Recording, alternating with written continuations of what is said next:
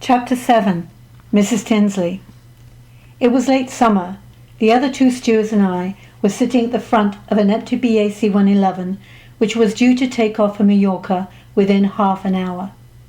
Having finished our pre-flight duties, we had a little time to relax before the passengers descended on us for boarding and our work would begin. "I just went to see this amazing psychic," Jocelyne, who was perched on an armrest, announced in her thick French accent. "Everyone is talking about her." "Where?" I asked. "Brighton. Her name is Mrs. Tinsley." "What does she read?" the other stewardess inquired absently. "Tea leaves, palms, tarot?" "Oh, she just reads ordinary playing cards. But she told me my sister would have a baby girl and that I would be leaving on holidays very soon." She shrugged the way the French do. "My sister has a baby, and yes, I am leaving in 2 weeks." "That's amazing," we both cooed. I was intrigued. "Can I get her number from you?" And that was just the beginning of my addiction to a long and eclectic string of psychics. 2 weeks later, my friend Lucy agreed to drive the 30-minute trip to Brighton. The August sky was a soft blue with fluffy white clouds that reminded me of cotton wool puffs. A slight breeze neutralized the potential mugginess of the summer's day, and we were all excited about our imminent readings. Lucy was newly engaged to Neil. I was about to move into my first purchased home with Maggie and Lucy as my new lodgers. Though Lucy would be there just a short time until she got married, and Maggie was just coasting in her job with British Air Tours, with nothing particularly exciting on the horizon, except travelling all over the world. Mrs. Tinsley lived in South Coast suburbia. Her semi-detached house with black framework and latticed windows was fronted by a small square of grass and a thin border of wilting flowers. Like so many English suburban areas, the only feature that set her house apart from her neighbours was the shade of blue on her front entrance. A tall, slim, dark-haired, bespectacled man opened the door. Whether because he emanated an eerie intensity, or because he leaned too far forward, peering invasively at all three of us, we instinctively shrank back from him. "We're here to see Mrs. Tinsley?" I said timorously.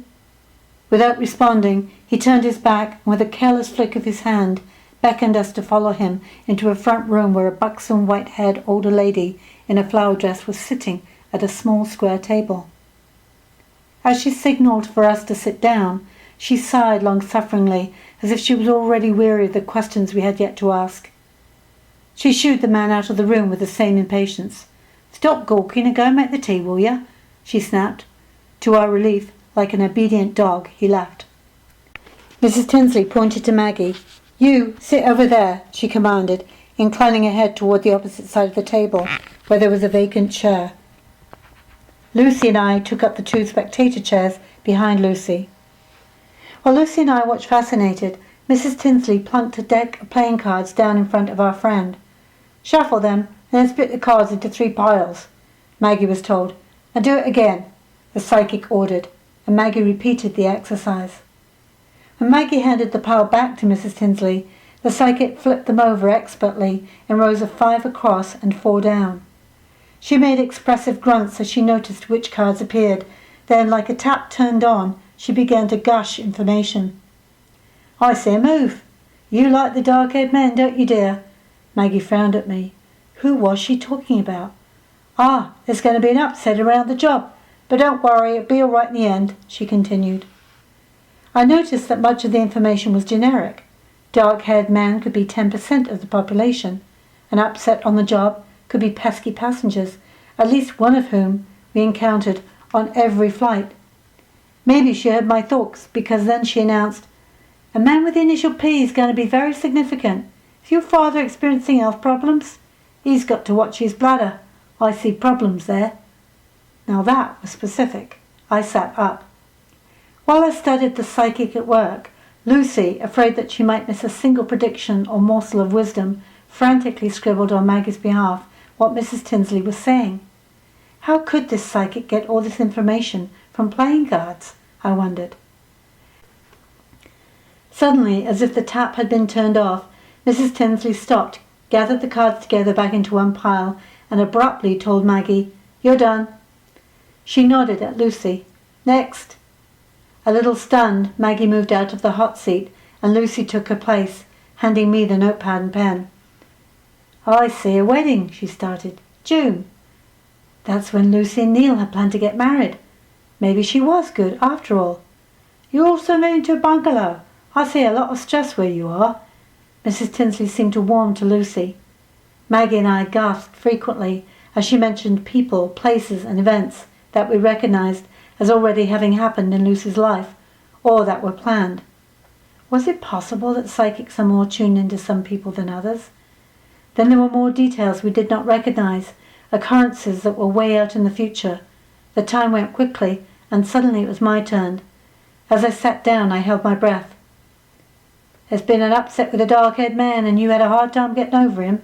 But he wasn't really for you." "Yes, Keith. But don't worry, you're getting married this October." Maybe Tom was going to ask me to marry him, I thought.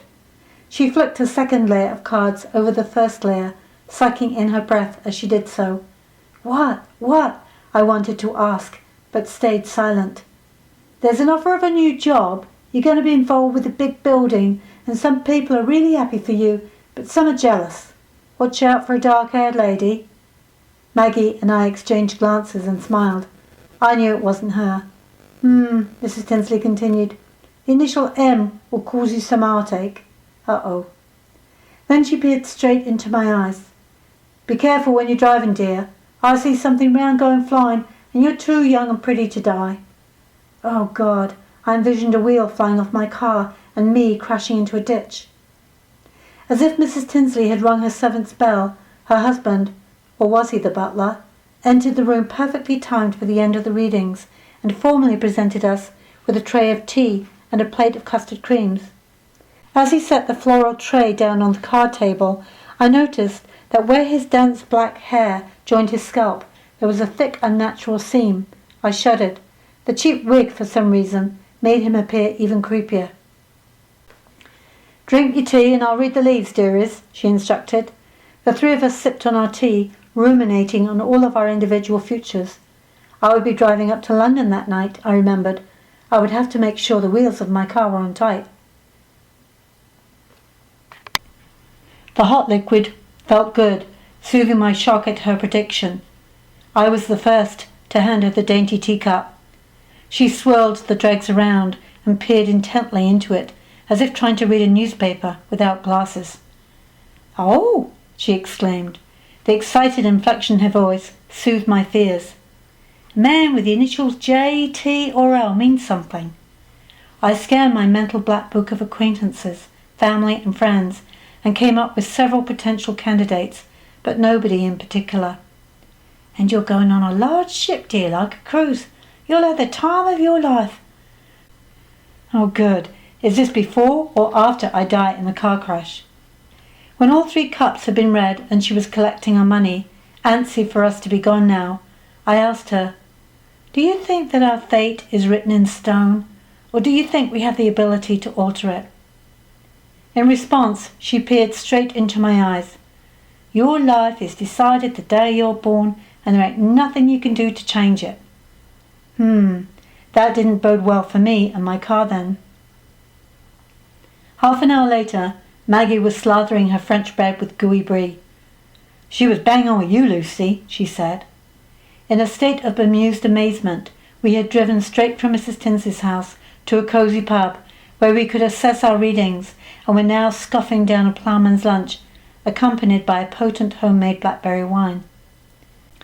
Yes, Lucy just grinned complacently. Everything was settled for her. Despite having boyfriends, both Maggie and I were still in that no-man's land of singledom, and anything could happen futures. I took out the notes that Maggie had recorded for me and reread them. Going overseas, fulfillment of both wishes, receive a letter in the post from a lady, I love animals, upset about a light-coloured animal dead, watch health in 78th year, I don't like children, 2 children not bothered about, have I had an affair with a professional man, watch out because he's a bit of a so-and-so. Darkman smasher abroad. Fate alters. Lady gives birth to a girl. Urgent call starts big changes in your life. Travelling before next Tuesday. Happiness over a wedding ring. Lady dies suddenly. Watch something on car. Well, she was wrong about me not liking children. I loved the little biters. As far as the rest was concerned, we'll see, I thought. When my flatmate Eric arrived home that night from his office job, I told him about the psychic's warning and asked him to check my wheels. Despite his cynical teasing, without stopping to change out of his business suit, he went outside in the early summer evening. From the living room I heard the praying sound as he proceeded to remove the hubcaps on my little green Mini. I went to stand in the front doorway and watched as he tightened the wing nuts on the wheels and banged the hubcaps back into place. I breathed a sigh of relief as he reported that the wheels were all secure. An hour later, I had the country road almost to myself as I drove towards Knightsbridge in South London. While I marvelled at the golden glow that bathed the winding hedgerows and surrounding green fields in the summer evening, I was still pondering my reading and wondering how much of it would actually come true when I heard a bing followed by a loud tinny noise. My rearview mirror reflected the sight of a metal hubcap rolling back down the road, heading towards a ditch. I surmised it had become detached from my car. Mrs. Tinsley's words, "Something round going flying," echoed in my brain. Maybe it was the shock of her prediction coming true so quickly, but it didn't occur to me to stop and retrieve the round metal disc. I continued driving, clinging tightly to the steering wheel, while the implications of what just happened sank into my mind. Was the prediction now fulfilled and therefore over? Nothing more to worry about? But if I hadn't asked Eric to check the wheels, the loosened hubcap might not have become detached. And if Mrs. Tinsley hadn't warned me, I would not even have asked Eric to touch the wheels. So did I save myself from a wheel going flying and make the prediction come true? Or would it have happened anyway? Was the cart before the horse? Or the horse before the cart? Or worse, was the disaster still in my future? On that beautiful summer's evening, where all seemed otherwise right with my world, I choose to believe that what Mrs. Tinsley had seen was just an errant hubcap that might have come loose anyway. Now it had gone flying, I could relax, look forward to getting married in October, going on a cruise, and having the time of my life.